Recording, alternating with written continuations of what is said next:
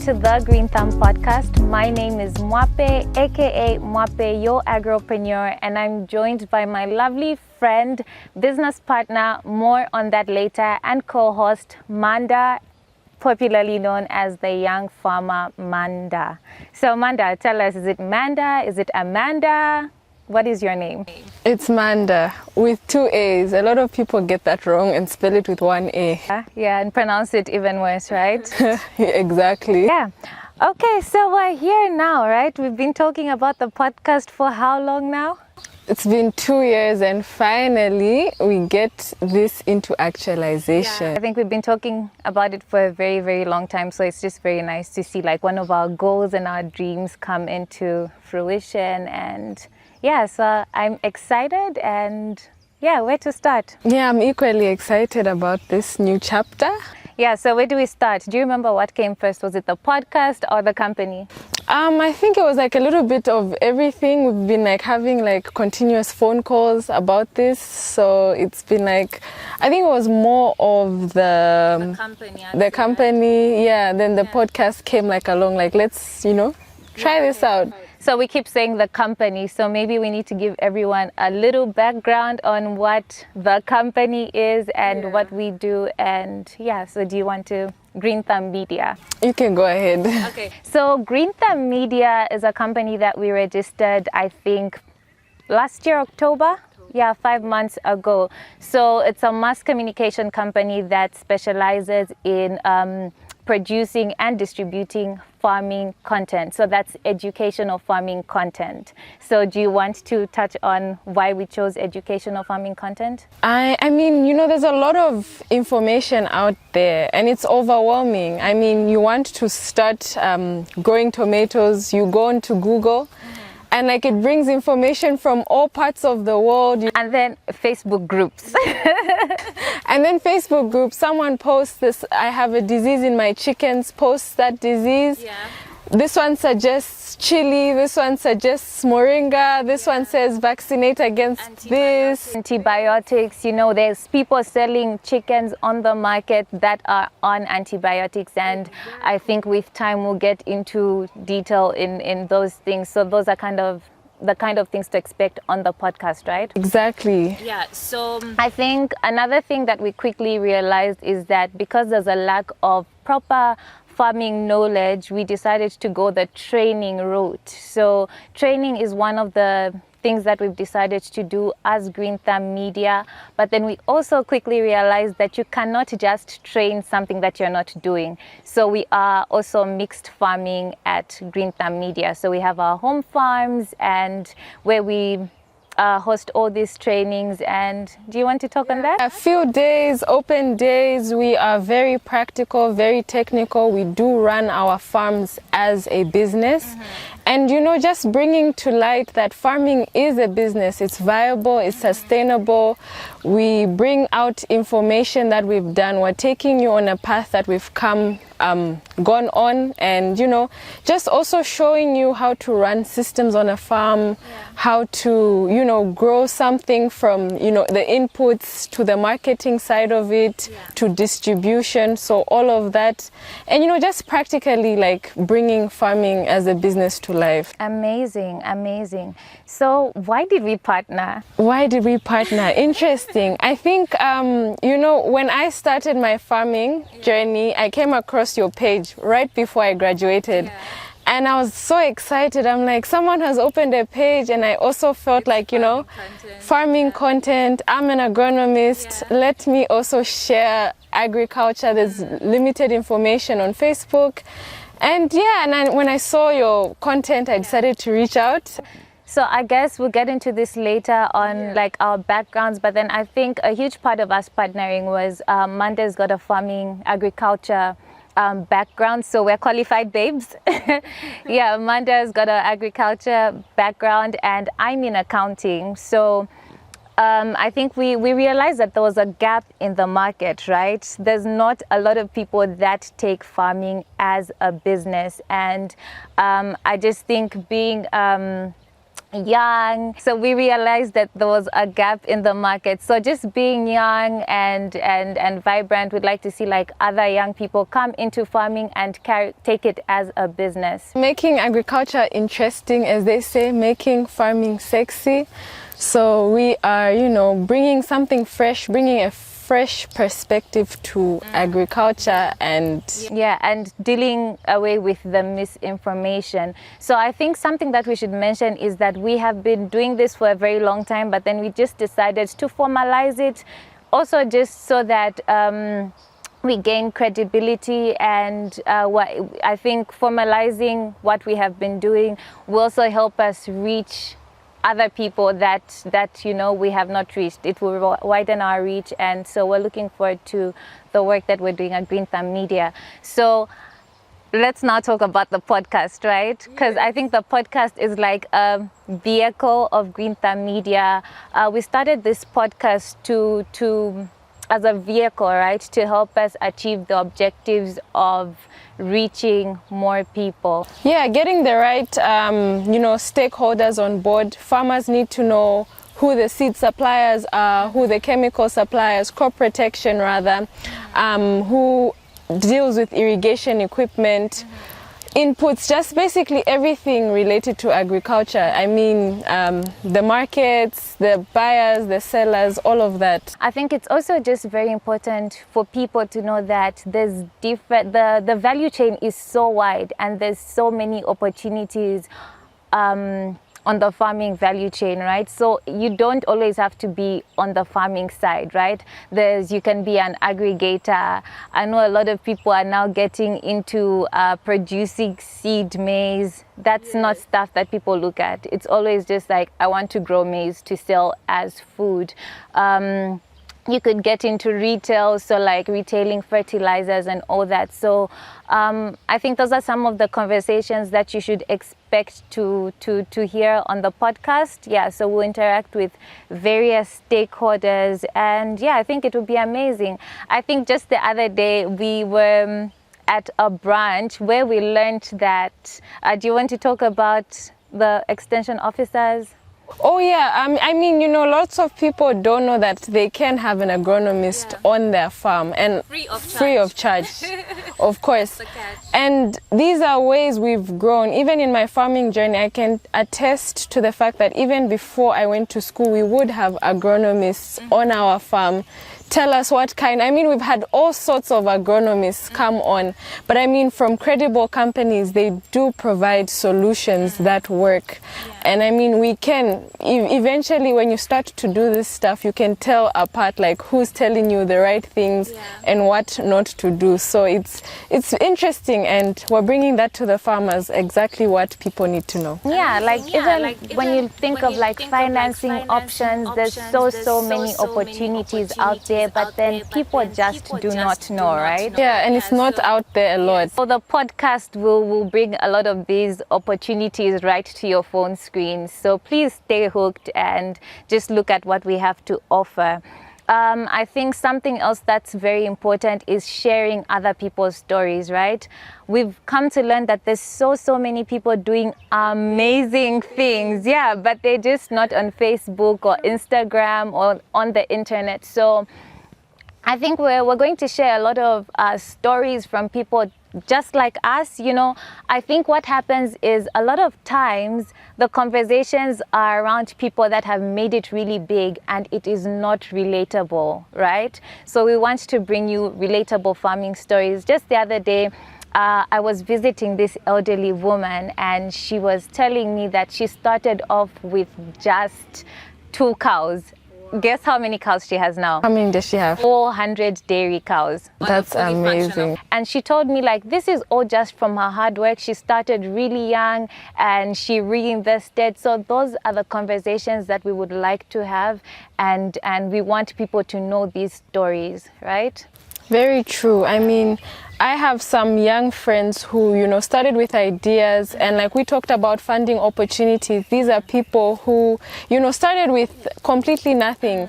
They've gone out for grants, they've grown their business massively, they've gotten quite a lot of support, and just, you know, getting people to share those experiences, and, you know, it is possible to get support as well. Yeah, it's pretty interesting. Don't you find it? I think it's hilarious when people look at me and you. Of course, we had a stepping stone when we started our journey because we come from farming backgrounds. But then I don't think you should look down on people that had a stepping stone, because I think we all have different opportunities, and it's still very possible to start from where you are. Because when I look at where you started and where you are now, like, it's completely different. You've grown a whole lot. The farm has changed a whole lot. Yes, it's also changed me, my character as well. Exactly. So you just need to be able to build yourself and apply yourself and go with it. So anyways, before we go deep into our own things, what better way to start the podcast than have us as our own guests? I think, like so many people, we get like, how did you start? So this is a perfect opportunity to, you know, put that out there. Yeah, so I think let's just talk a little about our backgrounds, right? Yeah, you go first. So I am an agronomist. I get, like, you know, when I talk to people about farming, I get the, are you even qualified for this? So yes, I do have a bachelor's of science in agriculture. Amazing, look at that. Yes, and currently pursuing my master's of science in agribusiness. So qualified babe. integrating the two, I have a lot of, you know, technical know-how, and I just felt like I needed that business acumen to, like, you know, solidify everything, and, you know, dealing with markets, dealing with, you know, the accounting side of it, just bringing the two together. It's just an amazing journey. Let me hold you in your tracks. When you graduated with your degree, right? Yes. How equipped did you feel to farm? I was not equipped to farm. So the practical experience always comes in handy, eh? It comes in handy. I mean, it now brings to life, oh, this is what I learned in class. It like solidifies everything, so it comes together. And I learned a lot from my mom, actually, like telling this is... I have seen your maize. Oh my goodness, your mom grows the best maize. The best maize in Zambia. Yeah, so I think I've learned a lot from her. I think I've learned a lot from my parents. And I think that's really shaped me into who I am today. My dad is always talking about, you know, risk management, the business side of it, taking risks, you know, always having that. And that is something that people take for granted in farming, right? They think it's just growing crops and selling them, but then, like, there's always the little details or big details when we speak of finances. So what are you currently growing? What are you farming? What's your core or niche crop? So our niche crop is like mainly high value vegetables. So the main one is green beans. So this is packaged for our chain stores. And then we also are into aquaculture, poultry. We have the value addition bit of our business. So we do grind our maize into milli meal. So breakfast, roller. We do have samp. We also have a small machine that does the groundnuts as well. So it's kind of like value addition of the grains, and hopefully soon to, like, you know, get into the sunflower oil. Oh, please produce oil for us. So yeah, that's just like the integration of everything. So it's the mixed farming and livestock. So I have an accounting background. So that's SEMA, management accounting. I grew up in a farming household. Most of it was my mom. I think she did a really good job with the information that she had back then. But then, of course, as we go forward and move along, we need to do better for our children. So now we're applying, like, you know, financial knowledge and management, and we're refining it to be like an actual business. So we've never worked corporate jobs before, hey? Have you worked corporate? No. So for me, farming is a source of livelihood. So I do take it very seriously. Yes, it's our bread and butter. So when I started out, I think my mom was running a piggery, and I think she had done some layers in the past, but that wasn't there. So when I took it up, I grew the piggery, and then we did 1,000 broilers, I think every 6 weeks, and then we were doing tomato at the time. We got into fish farming. You need to school me on that because we failed miserably at it. So yeah. And this also goes back to the information point. Fish farming was advertised heavily in the beginning, remember? So heavily, with a lot of misleading information. Okay, so we also jumped on it, and yeah, that didn't go well. We were not prepared for it. We didn't have water, so it didn't work. So this is the kind of thing Greenth Media will be guiding people through, right? Yeah, so right now I think our core crop is potato production. Yes, potato production. I love potato, and I think I see a lot of people getting into it. It's very exciting, lucrative business, and I think with time we'll get into the details of that. Yeah, so I don't know, general questions. If you were to do something differently in your farming journey, knowing what you know now, what would that be? I think in my farming journey, you know, always ensuring that you get quality products. I mean, cheap is expensive, and in farming, cheap is expensive. You don't get the right, if it's inputs, if it's quality seed, if it's quality machinery, something will go wrong. So just, you know, always ensuring that even if I'm looking at cost, I should get the right thing so I do get the intended purpose of it. And even with the information out there, not jumping onto trends because on Facebook someone has said this is making a lot of money, this is what's happening, this is the in thing. I feel like, you know, being true to myself, one, and, you know, calculating, using the numbers. You always talk about numbers, and that's something that I've heavily learned from you. And, you know, making sure that what I'm doing makes sense in terms of numbers, and not just going with it because someone says it's making money. Yeah. I think something I would do different is not jump onto what's in the trends, you know. I think a few years back there was moringa, there was the avocado, Lemongrass. Yes, my grandma grew so much of it, and those people disappeared. Yeah. Also this thing with like off-takers, or I don't know what they call it, but then they tell you to grow stuff for them. Out the schemes, there's so many different schemes out there. I remember, I think there was one for castor bean. We jumped on that too, and then we were stranded with like tons and tons of castor beans. So I think that's just something that I know better, like not to do now. And yeah, I think that's what I would do different. And, you know, I think just research is important. Know what you're getting into. Know your market as well. I feel like it's so easy to produce, and then after you produce, it's like, where do they sell fish? Where do they sell vegetables? So also, you know, doing your market research. But what even pushes you more to find out the market is when you've actually produced and now you're stuck. Oh my goodness. Yeah, I think it's always so crazy. I think a lot of farmers just think because Manda is doing amazing at fish, let me also excavate and dig out my fish ponds. And, you know, just because you're excelling at something does not mean that I will excel at it too. So it's just very important for you to look at, you know, where you are financially, where to start, and if that is going to work for you. So speaking of which, if you were to start farming from scratch today, no stepping stone, no inheritance, nothing, what would you do? Interesting. I feel like, you know, resources are limited. So I mean, when I look at it, I've thought about starting businesses with limited resources, and we talked about the value chain, right? Yes. The value chain is so big. Farming is boxed into, I need to grow tomatoes, production. I mean, I would look at it in different dynamics. There's the retail point of view. So like, I would be able to buy stuff and resell, package it, brand it, do my stuff, interact with farmers, get produce from different people.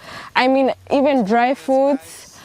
and you know, that kind of thing. And then also an orchard. I mean, you know, you can do like citrus trees, lemon trees. A seedling is Something more long term, right? But then it requires a little less capital. what we would need would be like water, you know, like off season, off the rains. Planted in the rains, they get established, and then look at how can I irrigate my trees. And that's where I would start from, because these are lucrative businesses. Even bananas, a plantation, that kind of stuff, before I get into something more involving, more intense, that requires a lot more working capital. Yeah, I think if I was to start, no inheritance, nothing, oh my goodness. So I think because I'm trained to think in terms of finances, I would go the high value crop route way. I think right now, because I grow potatoes, I know the numbers, I'm very biased towards potato. Yeah, in 3 or 4 months I get my returns. It's high returns. So I think I would go that way. Hustle to find the money. I don't know how I'll find the money, but somehow. What you've actually mentioned is very important. You know, people think to farm you need 1,000 hectares of land, you need 200 hectares of a crop to be like big. But you know, limited land, intensive farming, high value crops, getting productivity, the yields, that's what's also important, which we will bring out in the podcast. So let's talk barriers to entry in farming. There are a number of barriers to entry. Top 3, I think, would be like access to finance. Market. Some markets are so impossible to get to penetrate, and that's what people need to know. Everyone wants to supply our chainsaws. How do we get in? You get into farming, how do I supply the chainsaws? So that's like one of them. Speaking of which, I think you really need to be creative with your marketing, hey? Like, you have all this stuff, but you want to take your stuff to so and so store. Like, look at other places where you can offload your produce. And I think it's also just important to get ready way before. Yeah, business to customer, excellent as well. Very tedious. I mean, we can both we have our stories behind business to customer. We've cried a lot of tears, but it's the growth process. Yeah, so you know, you go through it, start where you are. I think when you're starting out, debt finance is not something that I can advocate for, especially for farming, because something has to go wrong. What do we look forward to? Do we have our next guest? We have exciting guests. I feel like there's so many people, so many stories like I see, and I'm like, this person needs to share this with Zambia. People need to know this. And that's what's going to be on Greenth. Yeah, so please do let us know what you would like to. If you'd like to feature on Greenth as well. Yes, please let us know if you'd like to come on the podcast. Tell us what you would like us to talk about and share. And please follow our social media. I think we'll share that on our pages, but then we do have Greenth Media on Facebook. We will share our YouTube channel with time. And thank you for joining us. We don't have Greenth. Yes, we have Twitter. Yes, so we'll share our socials, and we look forward to hearing from you and interacting with you. Thank you so much. Thank you.